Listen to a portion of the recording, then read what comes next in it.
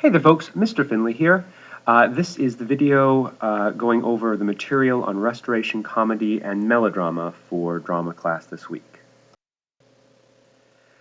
So we ended talking about the medieval ages, church drama and commedia dell'arte, and as we said things weren't so great during the Middle Ages in that a lot of the discoveries of the Greeks and the Romans, and certainly their form of theater, was lost.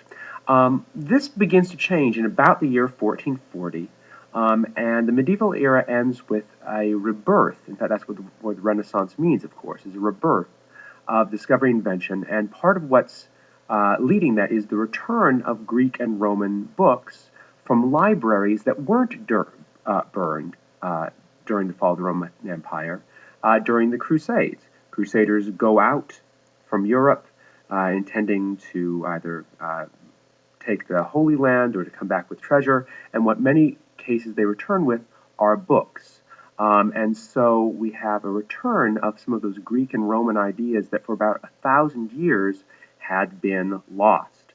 And so this period, and you remember this from your history class, is a really exciting period as we are rediscovering old things as well as inventing new things. And things like the printing press are moving that along at an amazing pace. So we've got about a 150-year period here in which the world, especially in Europe, is being reborn.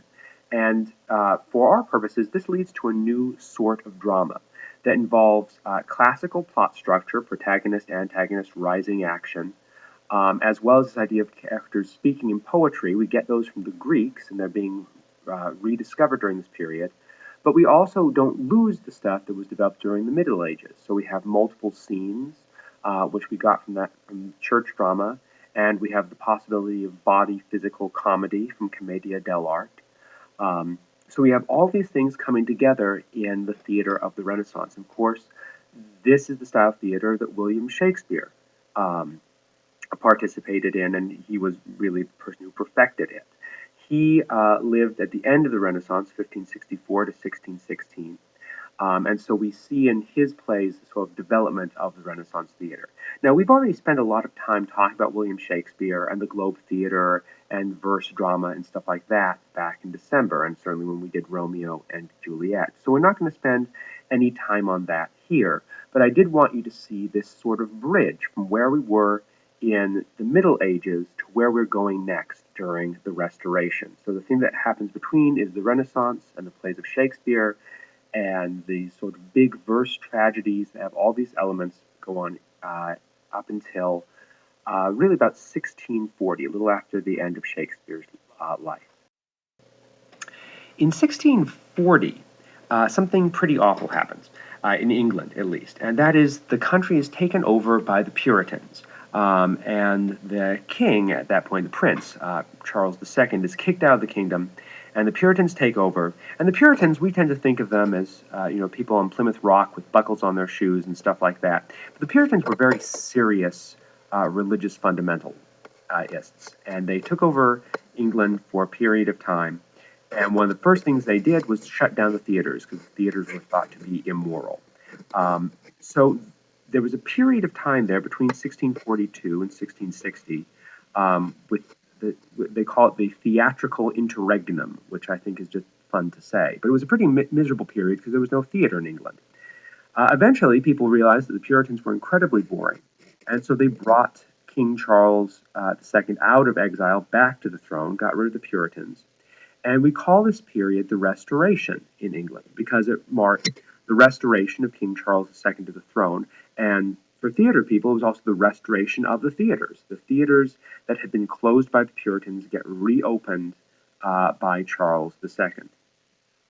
And this, by the way, is the point in time where finally we start having women playing women's roles on stage in England. Remember, all the women's roles were played by men in Shakespeare's time.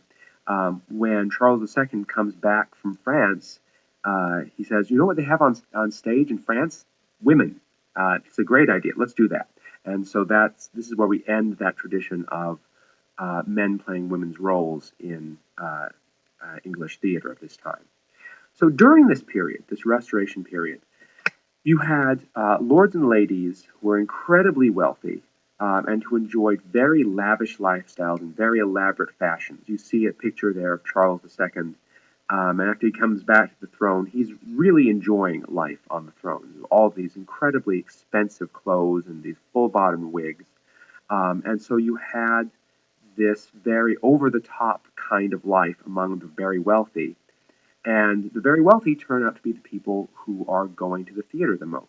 So the theater begins to change to cater to this very wealthy, very over-the-top, fashionable audience. One of the things that happens is they move indoors. Remember, the Globe Theater, you could squeeze 3,000 people in there from all different walks of life. Well, at this period, during the Restoration, the really rich lords and ladies, they don't want to be with, 3,000 other dirty, stinky people. So they start moving the theaters indoors during this period, and theaters start resembling, finally, the sort of theaters that we see today. We'll talk about that more in class. So what did these plays look like?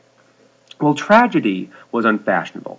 In England, they would still do Shakespeare, and in France, a few things, but primarily the wealthy elites who went to the theater wanted to laugh, and they wanted to see characters like themselves on stage. No more are we going to the theater to be with gods and heroes, as we were with the Greeks and the church drama, and even to some degree with Shakespeare. Now, these rich, vain, elite audiences just want to go to the theater and see characters like themselves on stage. And so the plays were comedies, and they were full of stock characters, just like Commedia dell'arte. And these characters have very revealing names in all these Restoration comedy plays. So you have people like Lady Sneerwell, who sneers at everyone, looks down her nose at them, and Mr. Pinchwife, who is constantly pinching his wife, and Dainty Fidget, who is this sort of flighty airhead sort of creature. So they're stock characters, just like Commedia dell'arte, and their names sort of reveal the sort of people that they are.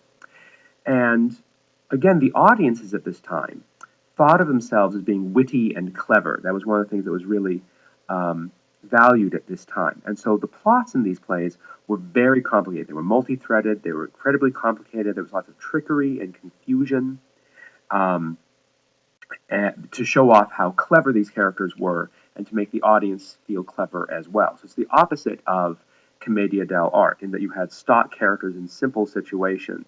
In this case, you've got stock characters, but now the situations are very complicated and very elaborate. The other thing that was different from Commedia dell'arte is that the physical comedy of Commedia dell'arte, falling down and slapstick and fart jokes, well, that wouldn't have gone over well with this elite, rich audience, and so it was replaced with very witty dialogue and puns, most of them still sexual in nature. Those sort of dirty jokes from Commedia dell'arte, those were still popular, but now they were fancied up with lots of punning language.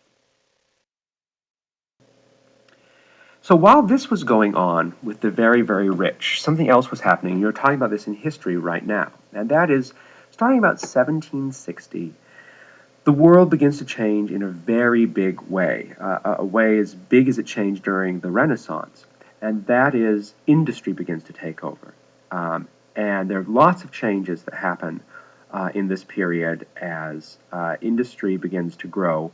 But the one that's most important to us as we look at theater is that the middle class begins to grow as well. And suddenly, we've got a number of people who have enough money to go to the theater who aren't these rich lords and ladies. And soon, this middle class demands a theater that deals with the characters like themselves, rather than these witty, callous aristocrats of Restoration comedy. So during this time, although Restoration comedy continues to be popular well into the 1800s, because there's still rich lords and ladies who want to watch that sort of thing, this new middle-class theater begins to grow as well. And this middle-class theater depicted middle-class characters and a morality that was more appealing to the growing middle class. And it was called melodrama. And the problem is, it's kind of horrible. Melodrama, when we look back at it, sort of rotten. So what is melodrama? So melodrama involves, again, seeing characters like the audience on stage. So we have middle-class characters. They don't want gods and heroes, and they don't want aristocrats. They want to see characters like themselves. And they want also to see their morality reflected on stage. So you've got good moral characters who are nearly destroyed by the sinful folks around them. And the storylines are very, very over the top. The characters and the acting tend to be very, very shallow. It's like we took stock characters and now we've put them into the most over the top maudlin situations possible. They're not believable at all. The characters suffer unbelievably on purpose. It's to show their goodness. And also to give the audience a chance to show their goodness by crying, to show what a good moral person you were to all your neighbors by how much you cried at this melodrama. So, for example, in a typical melodrama, you might have a good young man. He would have a name like in the Restoration comedy that suggested his character. There might be a guy by the name of Thorogood, for example, because he is thoroughly good. But he makes some mistakes and he gets caught up with some bad people. And even though he is good, he's in the wrong place at the wrong time, and so he gets thrown into prison, and then maybe his parents die, and then he's unjustly convicted, and then he goes to the gallows, and then he dies. I mean, it's really over the top and ridiculous, and not very believable. But they weren't going for something that was realistic. They were going for something that was meant to tug at the heartstrings and to make your emotions come out. So during this time, you've got these two different sorts of theater. You've got Restoration comedy that began with and stayed with the upper classes. It was all about wit and the brain and the surface of things. And then you've got melodrama that began with the middle and lower classes and was really about emotion, about excess of emotion, in fact, showing how emotional you could be.